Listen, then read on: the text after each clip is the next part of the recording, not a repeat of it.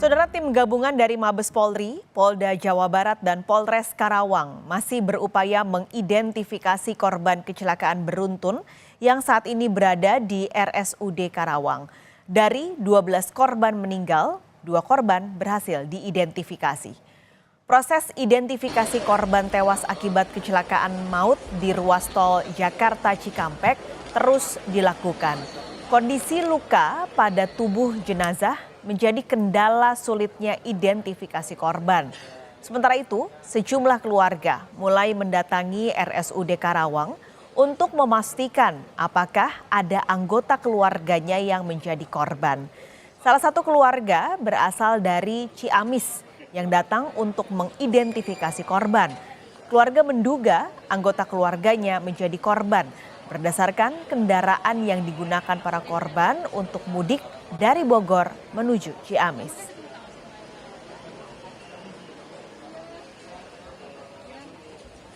Dan sekarang saat ini, saudara, identifikasi masih terus dilakukan untuk korban yang masih berada di RSUD Karawang, Jawa Barat.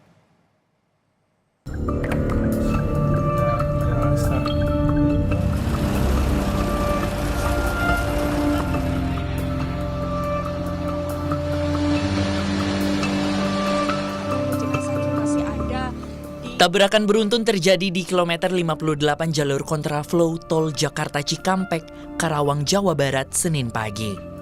Kecelakaan melibatkan 3 kendaraan, yakni Daihatsu Grand Max, Daihatsu Terios, dan bus Prima Jasa, yang mengakibatkan 12 orang tewas. Sopir bus Prima Jasa menjelaskan, kecelakaan berawal dari mobil Grand Max yang tiba-tiba oleng ke kanan saat berada di jalur kontraflow. Kemudian datang bus Prima Jasa hingga kecelakaan terjadi. Sedangkan mobil Terios menabrak bagian belakang bus Prima Jasa. Usai tabrakan, 2 kendaraan terbakar. Kejadiannya Pak, kita kan ini kontraflow dari arah Jakarta nih, kita ke Bandung enggak. Kita kan emang ada posisi kanan gitu kan, terus. Jadi tiba-tiba itu mobil Grand Max itu nyebrang Pak ke saya. Ya saya nggak usah menghindar, tiba-tiba di depan saya menghindar begini tuh. Nonong ini ada kakinya ada tuh di mobil juga. Saya udah apa dia suruh telepon sama saya. Mobil Prima Jasa, Bapak? Iya beradu Beradu sama saya, dia ngaduin saya akhirnya kan. Kalau mobil yang itu adanya posisinya di kiri, kayaknya kena mobil saya langsung balik begitu dia. Saat ini, tim dari Polda Jawa Barat dibantu Korlantas Polri telah melakukan investigasi penyebab kecelakaan maut di kilometer 58 tol Jakarta Cikampek. Dari hasil sementara berdasarkan rekaman CCTV, kecelakaan terjadi di lajur kontraflow.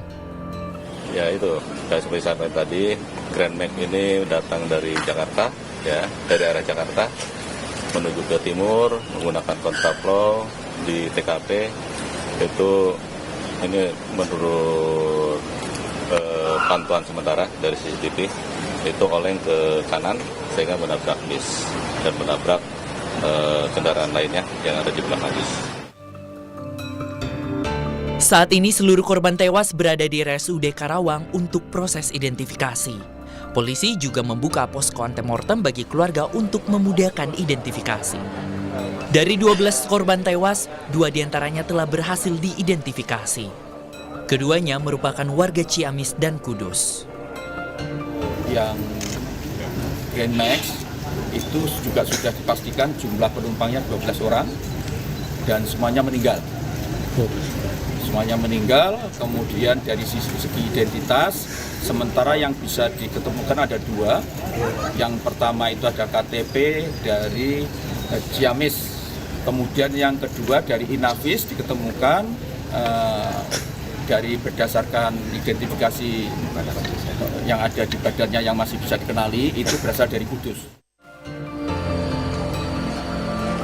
Hingga kini, proses identifikasi terhadap korban tewas dalam kecelakaan di ruas tol Jakarta Cikampek kilometer 58 masih berlangsung.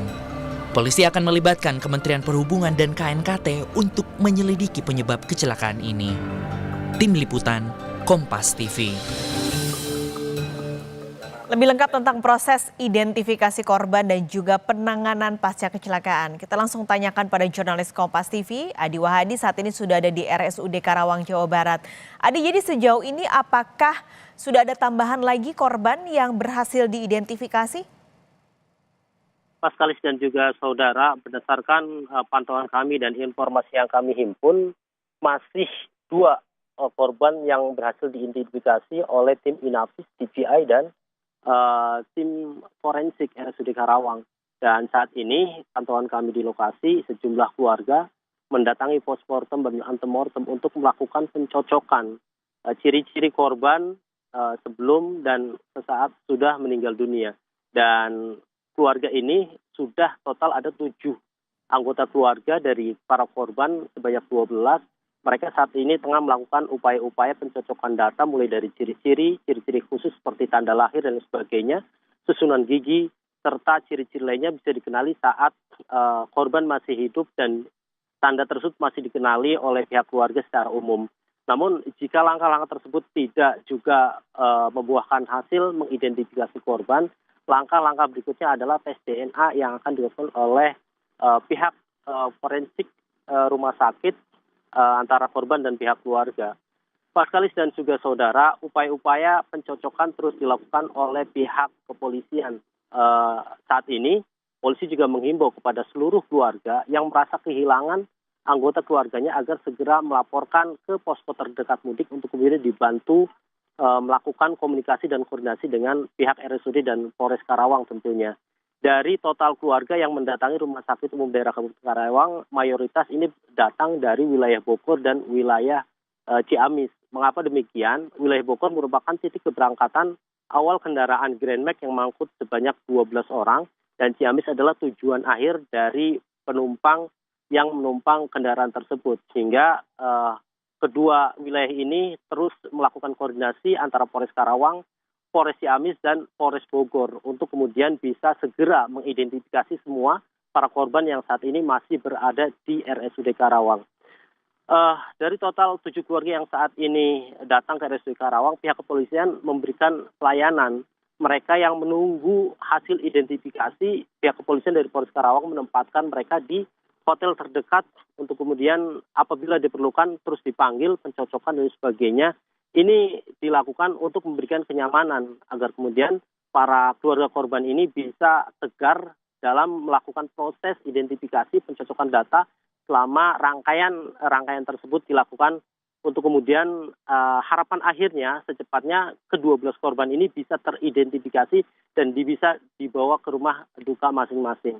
Dan saat ini pantauan kami juga ada sejumlah keluarga yang kemudian terus berdatangan. Total ada sekitar 9 atau 8 anggota keluarga yang terus datang, dan mereka langsung mendaftar untuk datang mencocokkan segala identitas dan kesamaan jenis atau ciri-ciri para korban agar kemudian bisa teridentifikasi, Pak Kalis.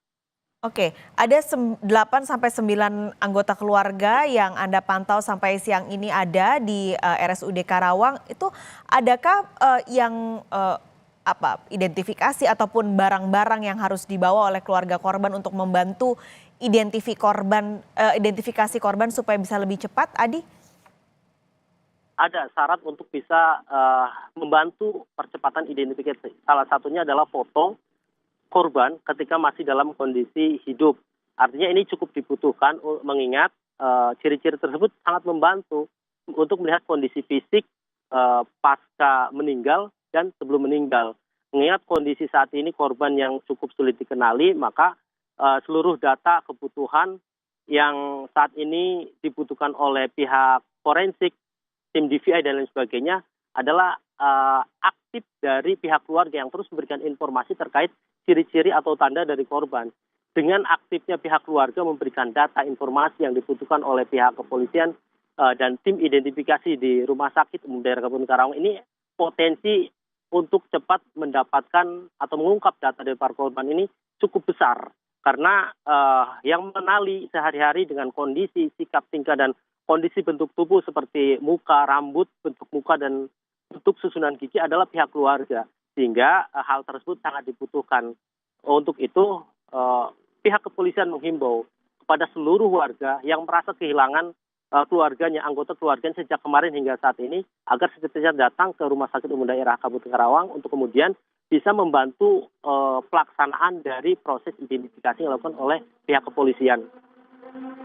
Pas kali. Baik, terima kasih laporan Anda langsung dari RSUD Karawang, Jawa Barat.